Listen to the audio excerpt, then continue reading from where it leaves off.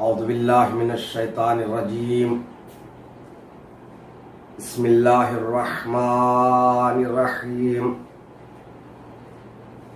الحمد للہ الذی لا یبلغ مدحته القائلون ولا يحصي نعماه العادون ولا يودي حقه المجتهدون الذي لا يدركه بعد الحمم ولا يناله غوث الفتن الذي ليس لصفته حد محدود ولا نعت موجود ولا وقت معدود ولا أجل ممدود فطر الخلائق بقدرته ونشر الرياح برحمته ثم الصلاة والسلام والتحية والإكرام على سيد النبي الأمي العربي الهاشمي القرشي المكي المدني الأبتهي والتهامي السيد البهي والسراج المضيء الكوكب الدري صاحب الوقار والسكينة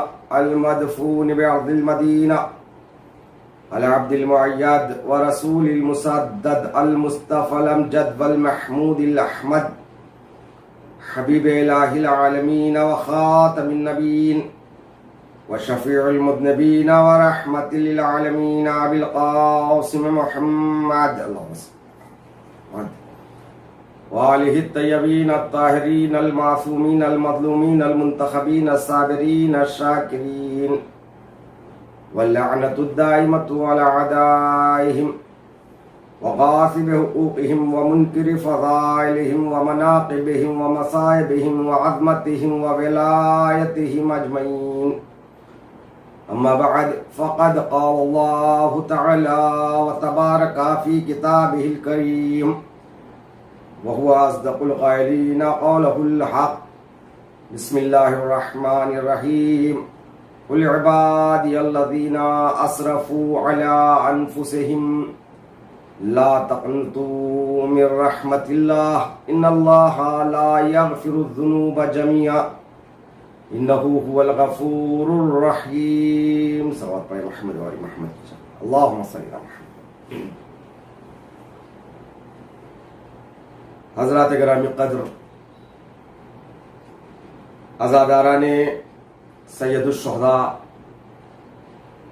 پروردگار عالم آپ کو کوئی غم نہ دے سوائے دولت غم شبیر کے. جس محرم کا ایک مدت سے ہمیں انتظار تھا، وہ مہینہ ہمارے صحن حیات میں آیا بھی، اور آہستہ آہستہ ہم عاشور سے قریب ہوتے جا رہے ہیں. اس سلسلہ گفتگو کی یہ آخری نشست ہے. اس کے بعد جو تقریریں ہوگی وہ صرف اور صرف مصائب پر مشتمل ہوگی. انشاءاللہ جیے تو اگلے برس ہم ہیں، اور یہ غم پھر ہے.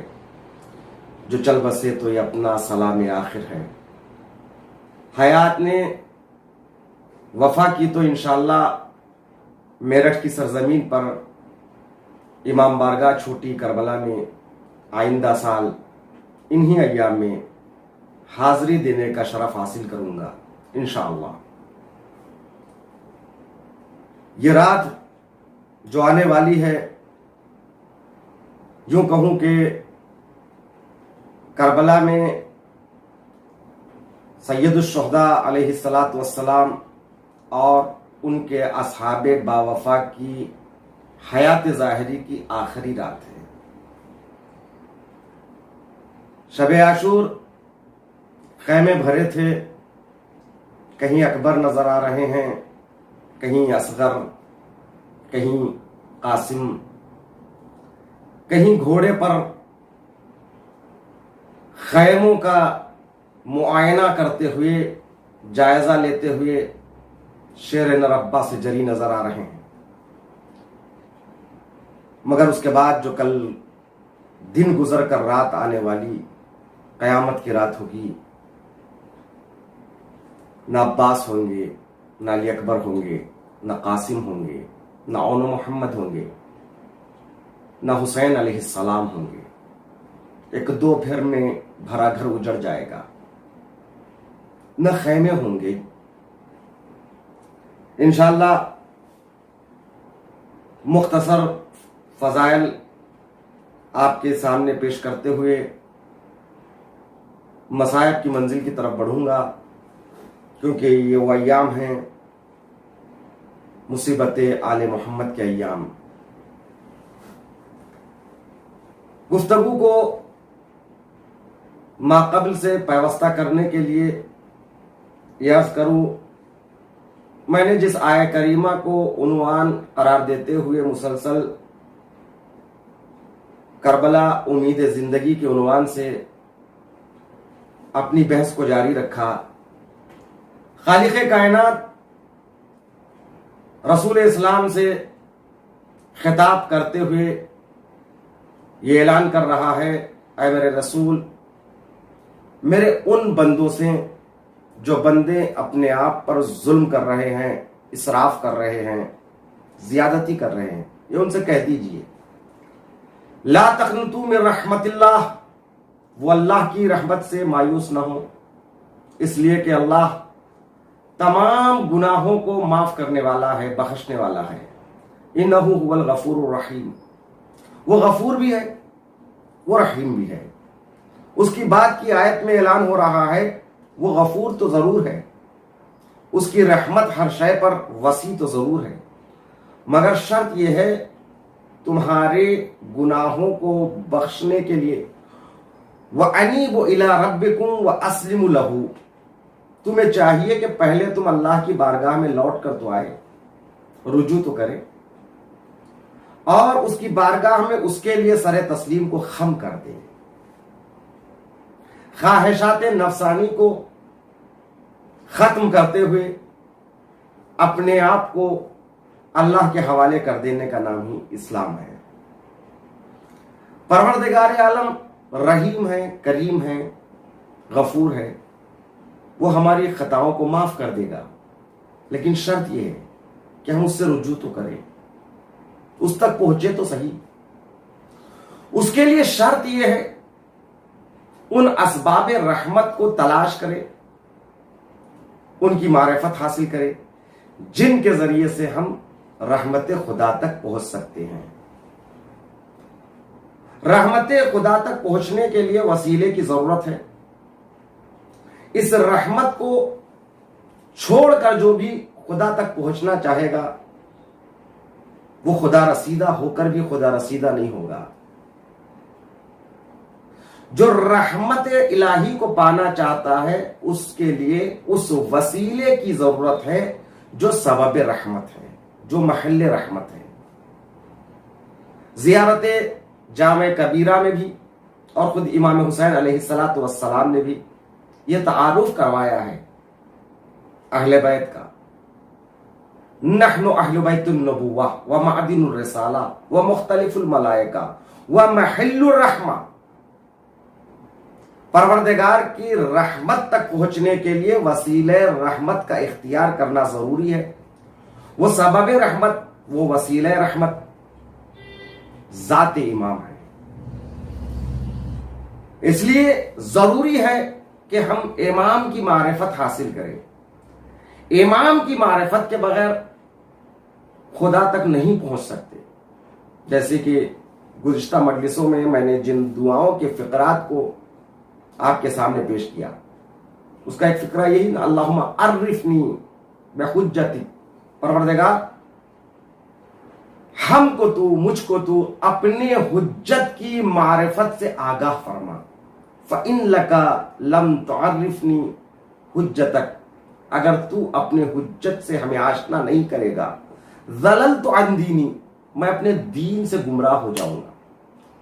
تو اگر حجت خدا، اگر امام مبین سے ہم آشنا نہیں ہوں گے، ان کی معرفت ہمیں حاصل نہیں ہوگی، تو یہ گمراہی ہے۔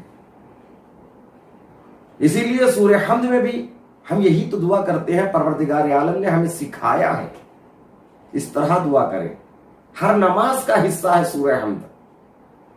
اور دن میں ایک دیندار مسلمان 10 مرتبہ کم سے کم سورہ حمد کو پڑھتا ہے. 5 وقت کی نمازیں، ہر نماز میں 2 مرتبہ سورہ حمد، کم سے کم 10 مرتبہ سورہ حمد پڑھتا ہے. اہدنا الصراط المستقیم، پروردگار ہمیں صراط مستقیم پر گامزن رہ، قائم رہ، ہدایت فرما. وہ صراط مستقیم کن کا راستہ ہے؟ صراط الذین انعمت علیہم، یہ صراط مستقیم ان کا راستہ ہے جن پر تو نے اپنی نعمتوں کو نازل کیا. غیر المغضوب علیہم ولا الضالین، یہ ان کا راستہ ہے جو گمراہ نہیں ہے، یہ ان کا راستہ ہے جو ضالین نہیں ہے، جو جن پر اللہ کی غضب نہیں، جن پر اللہ کی رحمت کا نزول ہے، جن سے خدا راضی ہے، ان کا راستہ ہے.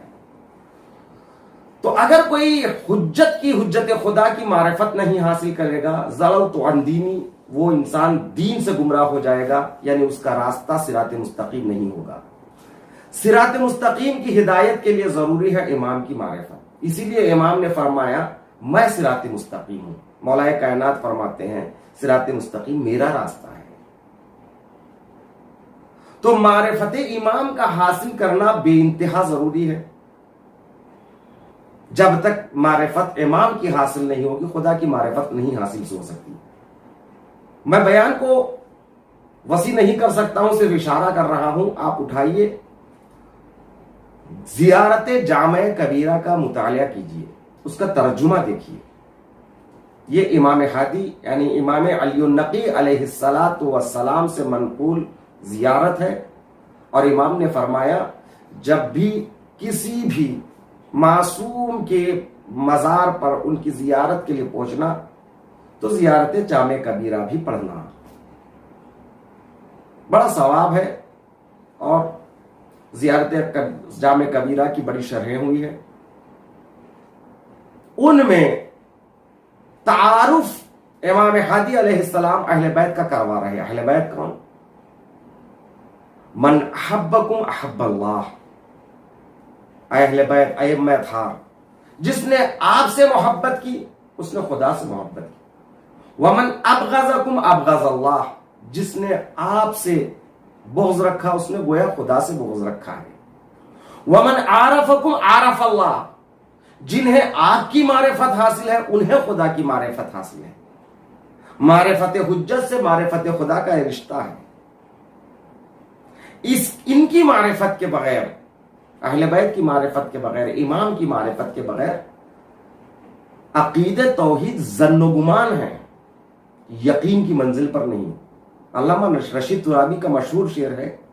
آپ فرماتے ہیں رشید امام زمانہ کی معرفت کے بغیر، رشید اللہ غنی خیر رحمت کرے، اس کا ثواب ان کے روح کو پہنچے. رشید امام زمانہ کی معرفت کے بغیر فقط ہے وہم و گما لا الہ الا اللہ. وہم و گما لا الہ الا اللہ، یعنی لا الہ الا اللہ کا عقیدہ مقام وہم و گما کے علاوہ کچھ نہیں ہے بغیر معرفت امام کی. معرفت امام اس لیے کہ امام سے قریب ہوں گے تو خدا سے قریب ہوں گے. اسی لیے روایتوں میں امام کو جنب اللہ کہا گیا ہے، لسان اللہ کہا گیا ہے، وجہ اللہ کہا گیا ہے، عین اللہ کہا گیا ہے، ید اللہ کہا گیا. بچپنے سے آپ مسلسل سنتے آ رہے ہیں مولا کائنات کے لیے یہ ید اللہ بھی ہے، نفس اللہ بھی ہے، جنب اللہ بھی ہے، عین اللہ بھی ہے، ید اللہ بھی ہے. اس کے معنی کیا ہے؟ یاد رکھیے یہ صرف ایک امام سے متعلق نہیں ہے. یوں تو ہم سنتے چلے آئے ہیں امام علی علیہ السلام کے لیے یہ ید اللہ ہے، جنب اللہ ہے، مگر یہ تمام ائمہ کے لیے ہے، تمام جانشینان برحق رسول کے لیے ہے. جو مقام و منزلت مولائے کائنات کی ہے وہی مقام امام حسن کی ہے، اس امام حسن کا ہے، وہی منزلت امام حسن کی ہے، وہی امام حسین کی منزلت ہے، وہی مرتبہ ہے. یہ 12 امام برابر ہیں. چراغ بدلتے رہیں مگر کبھی روشنی نہیں بدلی ہے. واقعات آپ کے ذہن میں ہیں، دیکھنے والے نے خواب میں رسول اکرم کو دیکھا. کیا دیکھا؟ رسول اسلام ایک مشت کھجور اس کو عطا کر رہے ہیں. اس نے گنا اتنے کھجور تھے. خواب سے بیدار ہوا اور سوچتا رہا اس خواب کی تعبیر کس سے پوچھے. امام رضا علیہ الصلوۃ والسلام کا زمانہ تھا. کسی نے اس کو بتایا کہ اسی شہر سے، مدینے سے امام رضا علیہ الصلوۃ والسلام مرو کے لیے یعنی توس کے لیے آ رہے ہیں، قریب کے شہر سے گزرنے والے ہیں. سوچا کہ اس خواب کی تعبیر بھی پوچھ لوں اور امام کی زیارت بھی کر لوں. جب وہ پہنچا تو کیا دیکھا؟ جس طرح خواب میں رسول اسلام کو دیکھا تھا اسی طرح مسجد میں بیٹھے ہوئے امام رضا علیہ السلام کو دیکھ رہا ہے. اور جس شان سے خواب میں رسول کو دیکھا اسی شان سے امام کو دیکھ رہا ہے. وہی چہرہ وجی ہے، اسی طرح ہے، وہی شان ہے، وہی منزلت ہے، وہی انداز گفتگو ہے. سلام کیا، جواب بھی ویسے ہی ملا جیسے خواب میں رسول نے دیا تھا. اسی طرح ایک تشت ہے جس تشت میں کھجور رکھے ہوئے ہیں. سلام کر کے ہاتھ بڑھایا. امام نے ایک مشت کھجور اس کو عطا کیے. گنا، ہاتھ سے ہاتھ کو دیکھا، یعنی عمل سے عمل کو پرکھا. جتنے کھجور، جتنے خرما رسول اسلام نے خواب میں عطا کیے تھے، حقیقت میں امام رضا نے بھی اتنے ہی عطا کیے. عمل کو عمل سے ملایا. ان کے خواب اور حقیقت میں فرق نہیں ہے. پھر اس کے بعد علم کو علم سے ملانے کے لیے دیکھا. آقا، یہ حقیقت کی بات ہو رہی، وہ خواب تھی. کہا آقا کچھ اور عطا کر دیجئے.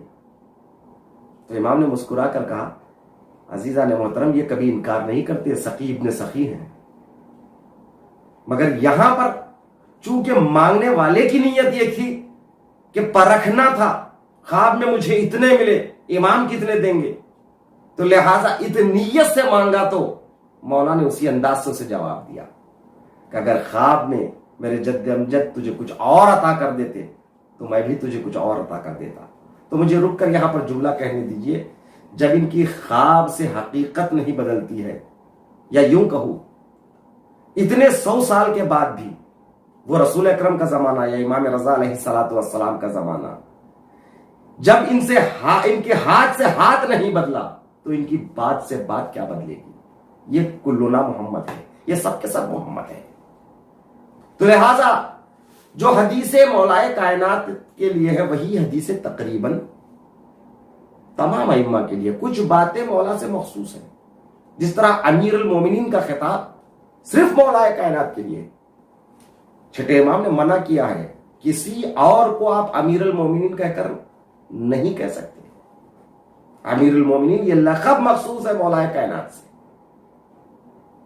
یوں تو تمام ائمہ مومنین کے امیر ہیں، مومنین کے امام ہیں، مومنین کے رہبر ہیں، مومنین کے لیڈر ہیں، لیکن یہ خطاب مخصوص کر دیا امیر المومنین صرف مولا کائنات سے.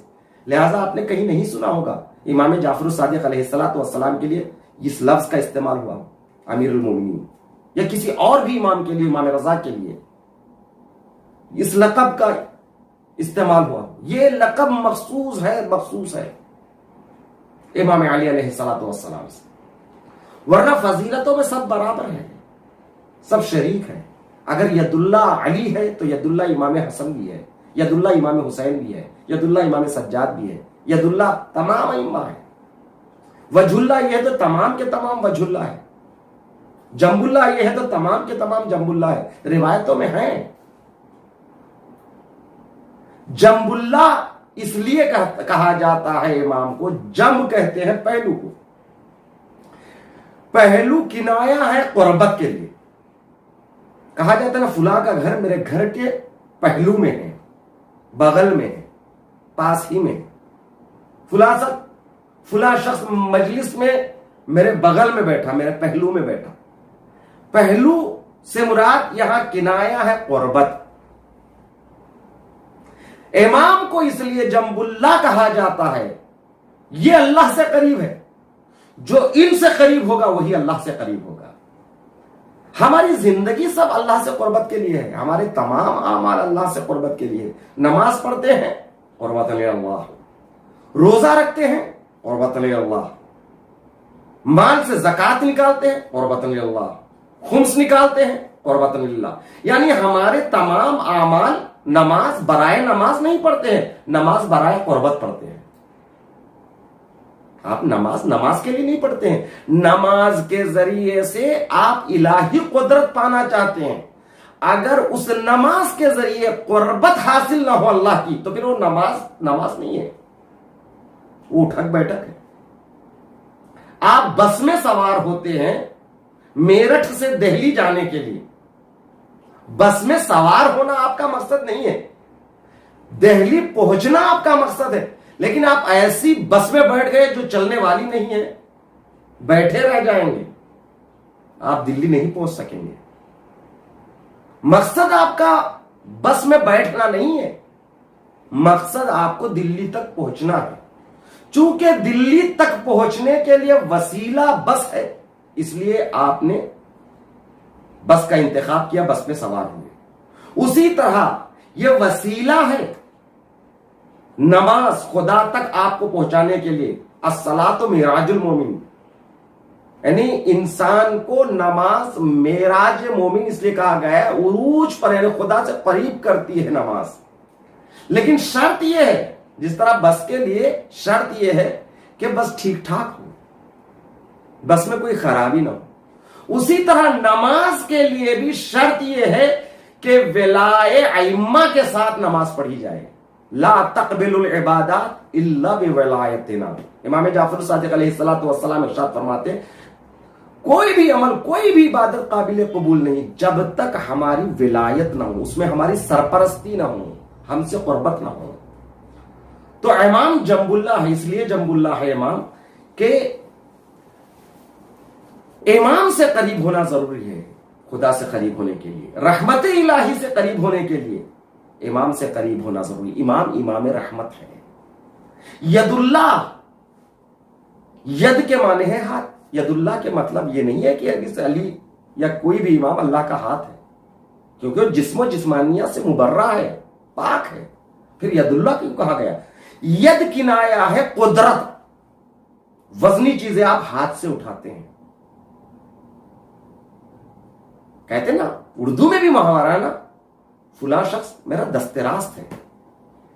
مولا عباس امام حسین کے لیے دست راست تھے۔ مطلب کیا ہے؟ یہ میری طاقت ہے، یہ میری قدرت ہے۔ تو ید اللہ کا مطلب یہ کہ امام اللہ کی صفت قدرت کا اظہار کرتا ہے، مظہر صفت قدرت ہے امام۔ اللہ کی قدرت امام سے ظاہر ہوتی ہے۔ اسی لیے تو امام محمد باقر علیہ السلام ارشاد فرماتے ہیں کہ ان اللہ جعلنا قلوب الائمۃ معرضا لارادتہ، پروردگار عالم نے ہم ائمہ کے دلوں کو اپنے ارادے کا ٹھکانہ قرار دیا۔ اذا شاء اللہ شیئا فشاؤہ، جب وہ کچھ کرنا چاہتا ہے ہم اہل بیت اسے کر گزرتے ہیں۔ یعنی قلوب ائمہ مخزن ارادہ الہی ہے، محل ارادہ الہی ہے، ایستگاہ ارادہ الہی ہے، اسٹیشن ہے۔ وہ کرنا چاہتا ہے، ان کے دل میں ارادہ ڈالتا ہے، یہ کر گزرتے ہیں۔ یہ جنب اللہ بھی ہے، یہ وجہ اللہ بھی، یہ جنب اللہ بھی ہے اور ید اللہ بھی ہے، اور یہ وجہ اللہ بھی ہے۔ وجہ کیوں کہا گیا؟ وجہ ہے چہرہ۔ وجہ اللہ اس لیے کہا گیا جسم کی شناخت چہرے سے ہوتی ہے۔ اگر جسم پر چہرہ نہ ہو تو تمام جسم ایک ہی طرح کے ہوتے ہیں، اس کی شخصیت سمجھ میں نہیں آتی، وہ کون ہے سمجھ میں نہیں آتا۔ اسی طرح ائمہ وجہ اللہ ہے، یعنی اللہ کی شناخت، اللہ کی معرفت ان کے بغیر ناممکن ہے۔ ان کو پہچانو گے تو اس کو پہچان سکتے ہیں۔ وہ خود قرآن میں، وہ خود جو ہے نا حدیث قدسی میں اعلان کر رہا ہے کنت کنزا مخفیا، میں چھپا ہوا خزانہ تھا، فاحببت ان اعرف، میں نے چاہا کہ اپنے آپ کو پہچانواؤں، میں اپنی معرفت سے آگاہ کروں، فخلقت الخلق، میں نے خاص مخلوق کو خلق کیا، وہ اہل بیت ہے۔ تو اسی لیے ائمہ کو وجہ اللہ کہا جاتا ہے، یعنی وجہ اللہ سے مراد اللہ کا کوئی چہرہ تو نہیں ہے، وہ مبرہ ہے جسم و جسمانیات سے۔ وجہ نشانی ہے معرفت کی، یعنی شناخت کی، इन्हें पहचानोगे तो उसे पहचानोगे। अगर इनकी मारिफत नहीं हासिल होगी तो उसकी मारिफत नहीं हासिल होगी। जब उसकी ही मारिफत हासिल नहीं होगी तो वो मुसलमान नहीं होगा, वो काफिर होगा। तभी तो रसूल इस्लाम ने फरमाया, मन माता वलम यारिफ इमाम ज़माने ही माता मीततन जाहिलिया। जो अपने जमाने को के इमाम को पहचाने बगैर मर जाए उसकी मौत जाहिलियत की मौत है। तो अजीज़ान मोहतरम, ये इमाम है, इनकी मारिफत जरूरी है। और कयामत के दिन हर इंसान अपने इमाम के साथ उठाया जाएगा। कुल्लु नासिन यौम नदउ कुल्ला उनासिन बे इमामिहिम। परवरदिगार आलम ऐलान कर रहा है, हर इंसान को हम आवाज देंगे उसके इमाम के हमरा। क्यों? इमाम उसी को कहते हैं। मिसाल के तौर पर अगर मैं ये कह रहा हूं फुला मेरा इमाम है, इमाम अली मेरा इमाम है, तो महशर में मुझे तमाम 12 इमाम के साथ उठाया जाएगा। मैं अगर इस्ना अशरी हूं, यानी 12 इमामों पर मेरा अकीदा है, तो 12 इमामों के साथ मैं महशूर होऊंगा। क्यों? इसलिए कि इमाम मानने का मतलब यही है, जो उनका अकीदा वो मेरा अकीदा, जो उनका अमल वो मेरा अमल, जो उनकी मर्जी वो मेरी मर्जी। जिन चीजों से वो नाराज है उन चीजों से मैं भी नाराज रहूं। जिन चीजों को वो पसंद करते हैं उन्हीं चीजों को मैं भी पसंद करूं। जिन चीजों से वो नफरत करते हैं उन्हीं चीजों से मैं भी नफरत करूं। अकीदे और अमल में तताबुकत जरूरी है। यही है माइयत, यही है कुरान का हुक्म, वकूनू मा सादिकीन। कुरान जो हमें कह रहा है सादिकीन के साथ जाओ, यानी अकीदे में साथ हो, अमल में साथ हो। ईद की दुआ भी यही तो कर रहे हैं, अदखिलनी फी कुल्ल खैर अदखलत फीह मोहम्मद व आला मोहम्मद व अखरिजनी मिन कुल्ल सू अखरजत मिनहु मोहम्मद व आला मोहम्मद। परवरदिगार हर नेकी में जिन जिन में आले मोहम्मद शरीक है उनमें मुझे भी शरीक फरमा, और जिन जिन बुराइयों से वो दूर है हमें दूर रख। जब उनका जो अकीदा होगा हमारा वही अकीदा हो, उनका जो अमल होगा उन्हीं के इत्तिबा में हमारा अमल हो, उसी लाइन पर हमारा अमल हो, तो फिर हम भी उनके साथ उठाए जाएंगे। क्योंकि वो ऐलान कर रहा है, यौम नदउ कुल्ला उनासिन बे इमामिहिम। तो अजीज़ान मोहतरम, हमें चाहिए हम अपनी इमाम की मारिफत हासिल करें। हमारा इमाम हर लम्हा हमें देख रहा है। अल्लाह अकबर, हम कैसे जिंदा है। हमसे माकबल जमाने वालों के लिए ये शरफ उन्हें हासिल था, इमाम हाजिर होते थे, वो किसी न किसी सूरत इमाम की खिदमत में पहुंचते थे, मसाइल को दरियाफ्त करते थे। निज़ाम उकला का क़याम था, उस सिलसिले निज़ाम उकला के जरिए, वकीलों के निज़ाम के जरिए अपनी बातों को इमाम तक पहुंचाते थे। आज हम असर गैबत में जिंदगी गुजार रहे हैं, हमारा इमाम पर्दा गैब में है। अल्लाह अकबर, हमको वैसे ही तड़पना चाहिए जिस तरह एक मां अपने उस बेटे से मिलने के लिए तड़पती है, दिन गिनती है, जो बेटा बाहर रहकर यानी किसी दूसरे मुल्क में रहकर अपनी जिंदगी गुजार रहा है। मां देखती है कब आएगा मेरा बेटा, कितने महीने बाद आएगा। वो तड़प हमारे अंदर मौजूद है। इंसाफ से बताइए, मजलिस खत्म होती है, दुआएं होती है, परवरदिगार जल्द से जल्द इमाम का ज़ुहूर फरमा, सब कहते हैं आमीन। यहां से निकलती है आवाज, यहां से नहीं। जिस दिन यहां से आवाज निकलेगी और इलाही आमीन रिवायती ना हो, दिल के गहराइयों से ये रोते हुए इलाही आमीन कहे, मेरा मौला जरूर आ जाएगा। इमाम को देर इसलिए हो रही है, उसके असबाब में से उलमा ने बताया एक सबब हम खुद हैं। हम कहां बुला रहे हैं इमाम को, सिर्फ दिखावा है।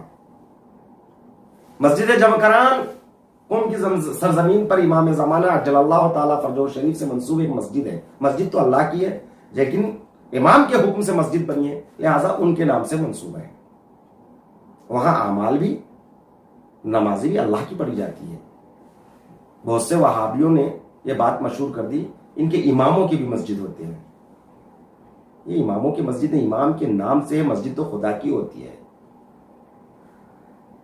وہاں پر ایک جوان ایک ستون سے بیٹھ کر تقریباً نماز صبح سے قریب قریب رو رہا تھا. ایک عالم دین وہاں سے گزرتے ہیں. پہلے تو وہ دیکھا، انہوں نے دیکھا کہ یہاں تو ہر کوئی گڑ گڑاتا ہے، روتا ہے، مگر یہ خاص انداز سے رو رہا تھا. عالم اس کے قریب پہنچتے ہیں، کہتے ہیں بھائی کیا تو اپنی تکلیف مجھے بتا سکتا ہے؟ اس نے کہا آغا. فارسی میں احتراماً علماء کو آغا کہتے ہیں. آغا کیا بتاؤں، نمازیں پڑھتے پڑھتے، استغاثہ کرتے ہوئے، امام سے دعائیں مانگتے ہوئے، امام کے وسیلے سے دعا مانگتے ہوئے آنکھ لگ گئی. خواب میں نے امام زمانہ عجل اللہ تعالیٰ فرجہ شریف کو دیکھا. عالم دین بیٹھ گئے. بتا امام نے کیا کہا؟ وہ کہتا ہے کہ میں نے امام کو سلام کیا، امام نے میرے سلام کا جواب دیا. میں نے کہا آقا آپ کب آئیں گے؟ آقا آپ کو 313 کی تلاش ہے، پوری دنیا تو چھوڑی، اس مسجد میں ہزاروں لوگ ہیں آپ کے چاہنے والے ہیں، کیا آپ پھر نہیں آئیں گے؟ امام نے مسکرا کر کہا اس میں اکثریت ان لوگوں کی ہے جو اپنے لیے یہاں پر آئے ہیں، اپنے مسائل کو لے کر یہاں پر آئے ہیں. کسی کا بھائی ہاسپٹل میں ہے، کسی کا بیٹا ہاسپٹل میں ہے، کوئی کاروبار میں نقصان اٹھا چکا ہے، کوئی کچھ اپنے اپنے مسائل لے کر آئے ہیں. یہاں ہمارے لیے کون آیا ہے؟ اللہ اکبر. یقین مانیے استاد حوزہ فرماتے ہیں مظلوم ترین امام زمانہ ہے. یوں تو اول مظلوم کائنات مولا کائنات ہے، اور سب سے زیادہ جن پر ظلم ہوا وہ امام حسین ہیں، ان کے بعد سید سجاد ہیں. لیکن اس کے باوجود بھی میں امام زمانہ کو مظلوم ترین کہہ رہا ہوں. کیوں؟ امام حسین کے لیے عباس تو تھے، علی اکبر تھے، امام حسین کے ہمراہ زینب تھی، مگر ہزاروں سال سے میرا امام زمانہ اکیلا ہے. ان کا کوئی عباس نہیں، ان کے لیے کوئی علی اکبر نہیں، وہ مظلوم ہے. انتقام کربلا لینے کے لیے امام زمانہ بے چین ہیں. ہم انتظار کر رہے ہیں، انتظار کا صحیح مفہوم ہم نے سمجھا نہیں. انتظار کا مطلب ہاتھ پر ہاتھ دھر کے بیٹھ جانے کا نہیں. 3 چیزوں کی رعایت ضروری ہے انتظار میں، کم سے کم 3 چیزوں کی. پہلی چیز کہ آپ کا عقیدہ ایسا نہ ہو جو آپ کو انتظار کے حقیقی معنی سے دور رکھے.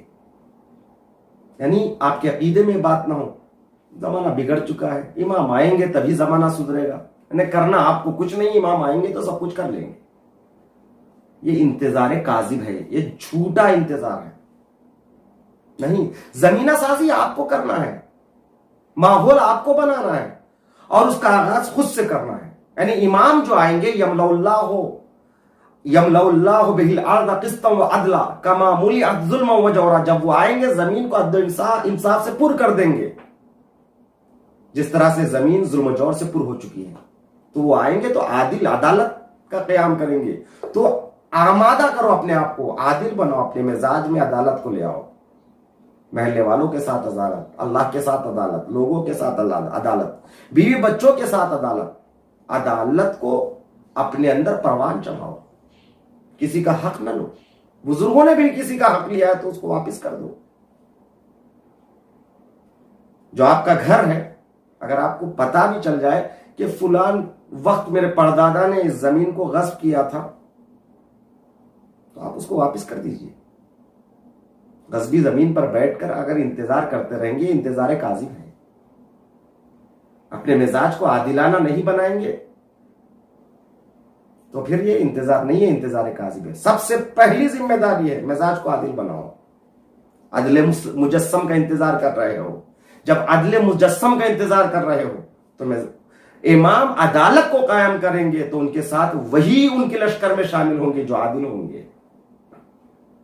اور اس کے بعد خود کے بعد معاشرے، اپنے خانوادے کو، اپنے گھر والوں کو اس عدالت کو اور اس انتظار کی کاروان میں ان کو بھی شامل کرو، خود سازی، اس کے بعد خانوادہ سازی، خانوادہ کے بعد جامعہ سازی، اس کے بعد آئیے گھر سے باہر، تب معاشرے کو منتظرین کا معاشرہ بنائیے۔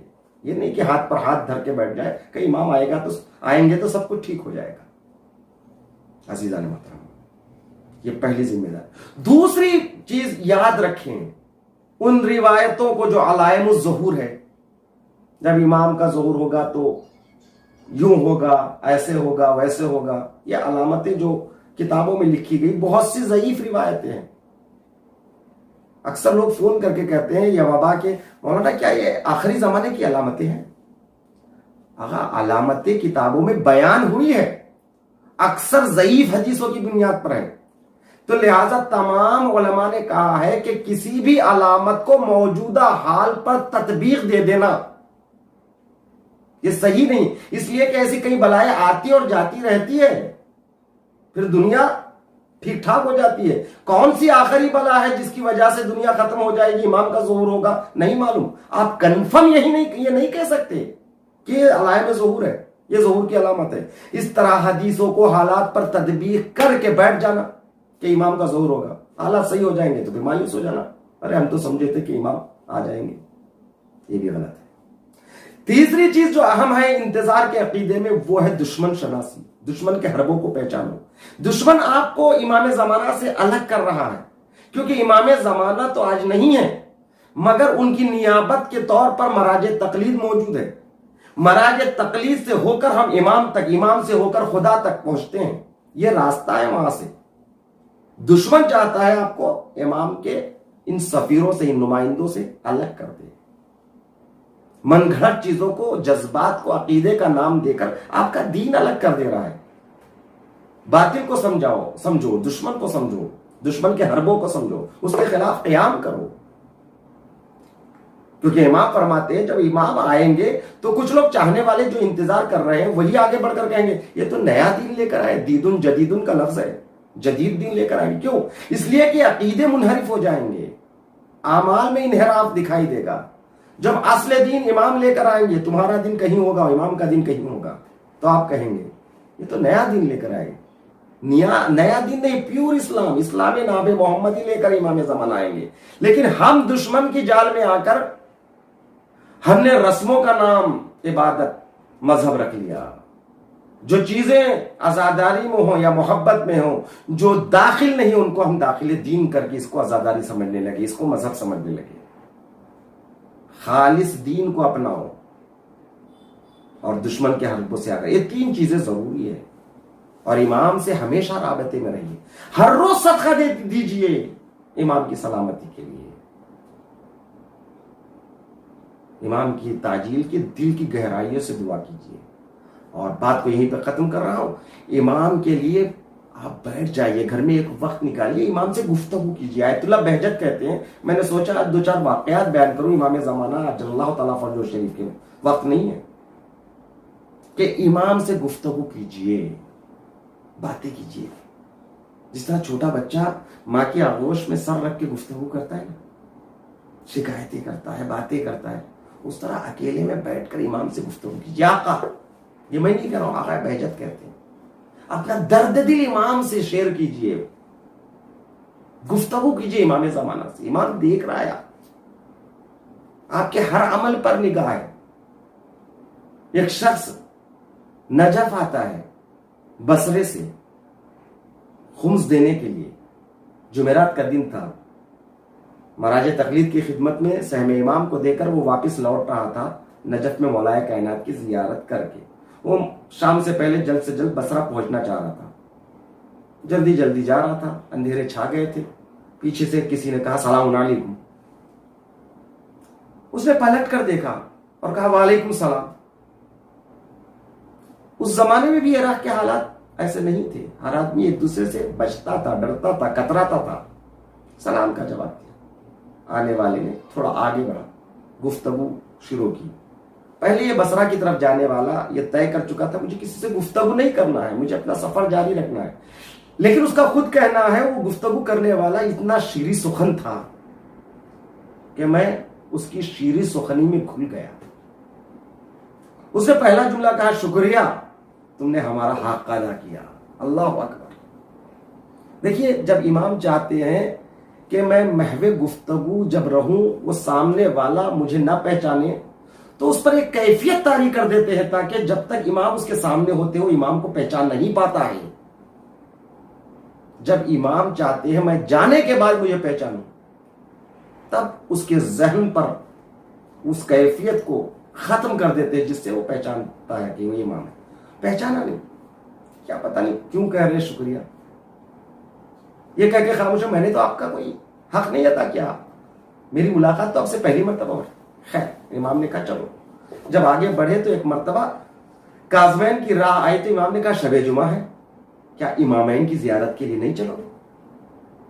ارادہ اس کا نہیں تھا پھر کبھی آنے کا تھا, مگر اس نے ایسے لہجے سے اس انداز سے دعوت دی کہ وہ اس کے ساتھ ہو گیا. جب کاظمین میں پہنچا زیارت پڑھنے لگا تو دونوں ساتھ ساتھ تھے. دیکھیے ائمہ اطہار کی زیارتوں میں پروردگار عالم ہم سب کو بار بار زیارتوں سے مشرف فرمائے. آپ جب زیارت کے لیے جاتے ہیں تو صرف اس امام کی زیارت نہیں کرتے, رسول سے شروع ہوتی ہے السلام علیکم. بعض زیارت تو جناب آدم سے شروع ہے. تمام اماموں کی زیارتوں کے ساتھ 12 اماموں کے نام سے سلام بھیجی جاتی ہے. پھر اس کے بعد جس امام کی قبر پر کھڑے ہیں ان کے لیے کچھ جملے زیادہ ہوتے ہیں زیارت نامے میں. زیارت پڑھتے ہوئے جیسے وہ امام زمانہ کے قریب آیا السلام علیکم مثال کے طور پر یا صاحب الزمان اس طرح کا کچھ جملہ کہا تو بازو ہی سے وعلیکم السلام کہا. اللہ. جب وہ زیارت پڑھ کے چند قدم آگے بڑھا تب اس کے دماغ میں بات آئی. جب خمس دے کے آ رہا تھا تو اس جوان نے جو خوبرو, میں نے نظر بھر کے بھی اس کو نہیں دیکھا, اس نے کہا شکریہ تم نے ہمارا حق ادا کیا. آپ میں امام زمانہ پر سلام کیا تو اس جوان نے وعلیکم السلام کہا. ارے یہ ہو نہ میرا امام زمانہ.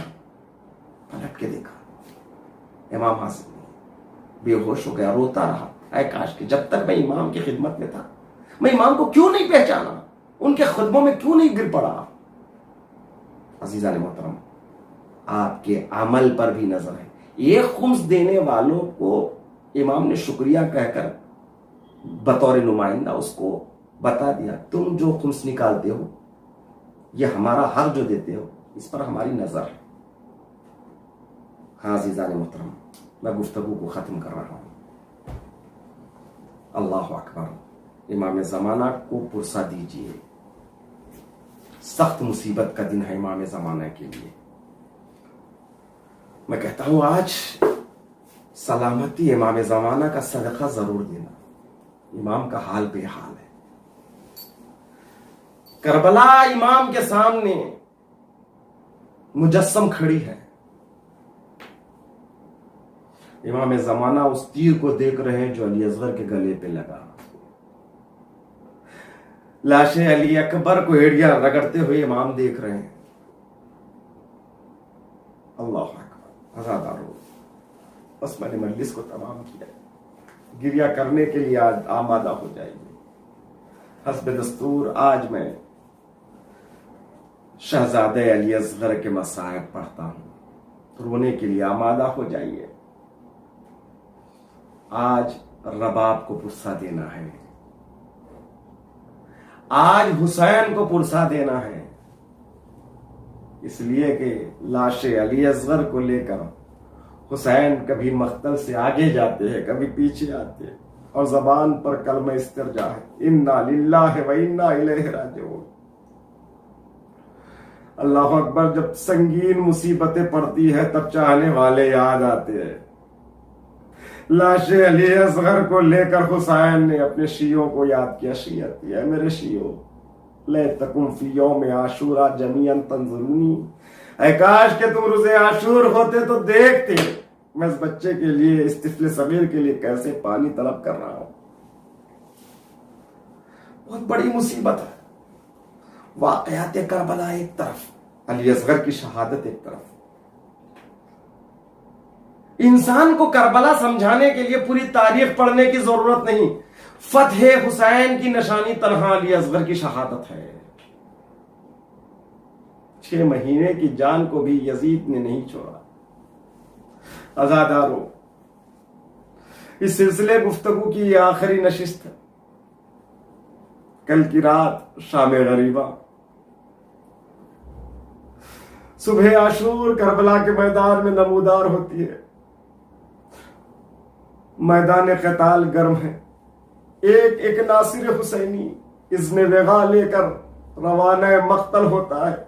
3 دن کی بھوک اور پیاس میں لڑتے لڑتے جب وہ زین سے زمین پر آتا ہے تو اپنے آقا کو آخری سلام کہتا ہے. السلام علیکہ یا ابا عبداللہ، میرے آقا آپ پر میرا آخری سلام ہو. مگر ہاں عزادارو، ایک وقت وہ آتا ہے جس وقت کوئی نہیں ہے، نہ لشکرے، نہ سپاہے، نہ کثرت الناس، نہ قاسم، نہ علی اکبر، نہ عباس، نہ لشکر ہے، نہ چاہنے والے ہیں، نہ قاسم ہے، نہ عباس ہے. حسین ایک کو تنہا ہے. مقتل میں آواز دے رہے ہیں، حل من ناصر من ینصرنا، حل من یغیث من یغیثنا، کون ہے جو میری نصرت کرے. ایک مرتبہ حسین نے دیکھا خیمے میں کوہرام مچا ہے. قریب خیمہ پہنچے، آواز دی، بہنا، میری بہن زینب، میرے جیتے جی خیمے میں کوہرام کیسے. زینب نے کہا بھیا آپ کی صدائے استغاثہ کو سن کر اصغر نے اپنے آپ کو گہوارے سے گرا دیا. حسین نے کہا لاؤ میرے بیٹے کو، شاید کوئی صاحب اولاد نکل جائے. بھیا وہ کسی کی گود میں نہیں آ رہا ہے. حسین بنفس نفیس کو خیمے میں جاتے، نہ جانے باپ نے بیٹے سے کہا اتنا کہا ہوگا بیٹا وقت شہادت قریب ہے. علی اصغر بابا کی گود میں ہمک کر آ گئے. رباب دیکھ رہی ہے. حسین کیا کہے رباب سے؟ اللہ اکبر یہی کہا ہوگا رباب صبر کرو، شاید کوئی نہ کوئی صاحب اولاد نکل جائے. حسین علی اصغر کو لے کر مقتل میں آتے ہیں. ایک بلندی پہ آ کے ابا کے دامن کو ہٹایا اور علی اصغر کو پیش کیا. اشقیاء نے دیکھا چاند سا چہرہ حسین کے ہاتھوں پہ دمک رہا ہے مگر پیاس سے بے حال ہے. حسین نے آواز دی یا قوم ان لم ترحمونی فرحموا ھذا الطفل، اے قوم جفاکار تم مجھ پر رحم نہیں کرتے، میری بے کسی پر، میری غربت پر، تو اس بچے پر تو رحم کرو. اما ترونہ کیف یتلظی عطشا، ایک مرتبہ زمین گرم پہ رکھ کے کہا کیا تم نہیں دیکھ رہے ہو ارے شدت عطش سے بچہ کیسے تڑپ رہا ہے. کیف یتلظی عطشا، یتلظی کہتے ہیں شدت عطش کو، شدت عطش کہتے ہیں پیاس کی آخری منزل کو. عزادارو جانتے ہیں پیاس کی آخری منزل کیا ہوتی ہے؟ علی اصغر جس کی مکمل غذا پانی ہے، جس کے حیات کا ذریعہ پانی ہے، اس علی اصغر پر 3 دن سے پانی بند ہے. ذرا تصور کرو 6 مہینے کا بچہ، کربلا کی گرمی، تپتا ہوا صحرا، 3 دن کی پیاس، ماں کا دودھ خشک ہو گیا. اللہ اکبر. شدت عطش کا مطلب جاننا ہے تو ذرا آؤ دریا کی مچھلیوں کو دیکھو. جب انہیں پانی سے جدا کر دیا جاتا ہے تو پیاس کی وجہ سے اپنی حیات کی بقا کے لیے وہ ساحل پر اچھلتی ہے اور اپنے آپ کو ساحل پہ گراتی ہے. یہ پہلی منزل ہے پیاس کی. جب عطش کا مزید غلبہ ہوتا ہے تو اتنی طاقت نہیں ہوتی ہے مچھلیوں میں اپنے آپ کو اچھالے اور گرائے. ارے ساحل پر ہی کروٹیں لیتی ہے مچھلیاں. یہ پیاس کی دوسری منزل ہے. جب عطش کا مزید غلبہ ہوتا ہے شدت عطش کی منزل آتی ہے، آخری منزل ہے. اب اتنی جان نہیں ہوتی ہے پیاس کی بنیاد پر اپنے جسم کو مچھلیاں حرکت دے، پس زبان کو کھولتی ہے، بند کرتی ہے. بس ازادار علی اصغر کا یہی عالم تھا، ریت پہ علی اصغر ہے، علی اصغر کبھی زبان کھول رہے کبھی بند کر رہے، اور فوج اشقیاء علی اصغر کی اس ادا کو دیکھ کر رو رہے۔ حسین کی گفتگو جاری ہے۔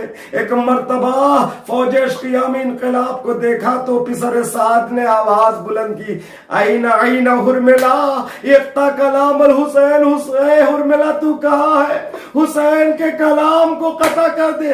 اتنا سننا تھا۔ ایک مرتبہ حرملا آگے بڑھتا ہے، ارے کمان میں تیر کو جوڑتا ہے، ایک سنسناتا ہوا تیر چلا علی اصغر کے گلے پہ لگا۔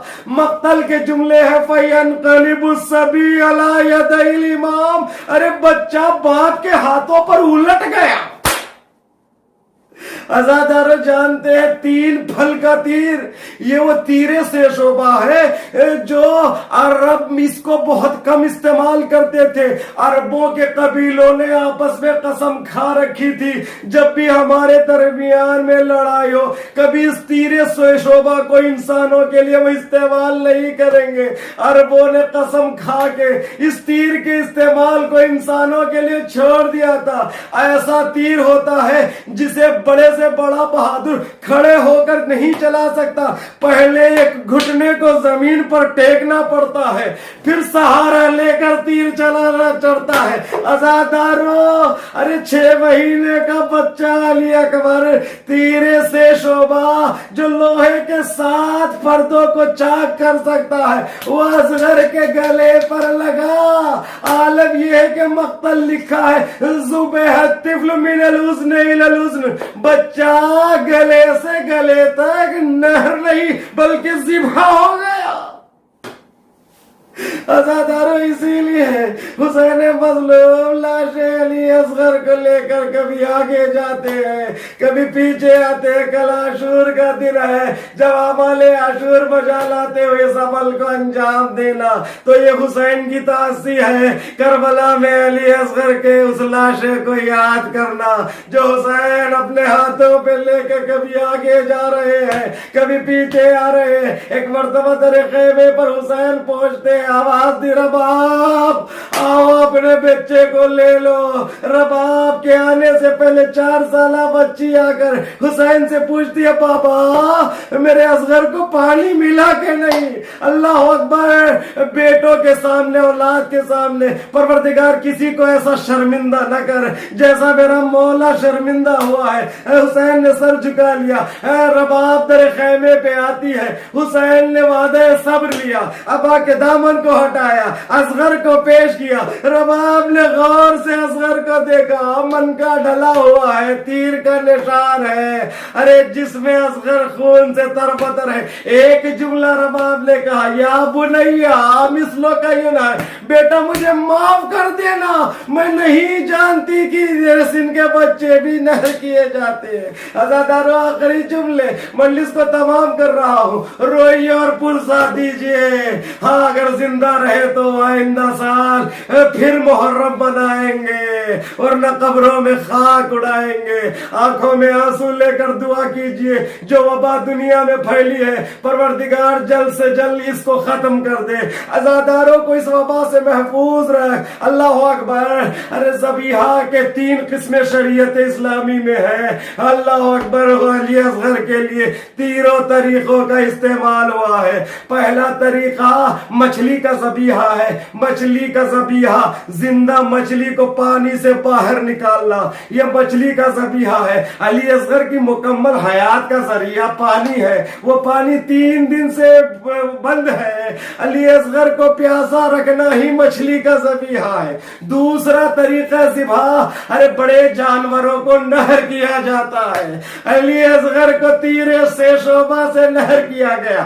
تیسرا طریقہ ذبح کیا جاتا ہے، ارے گلے پہ خنجر کو چلایا جاتا ہے۔ علی اصغر بھی ایک پر کے لیے یہ بھی طریقہ اپنایا گیا، مگر یہ روز عاشور نہیں، 11ویں محرم جب ایک سر کی کمی محسوس ہوئی، ایک لعین نے کہا میں نے دیکھا حسین ابا کے دامن کو چھپائے پشتے فرس جا رہے تھے۔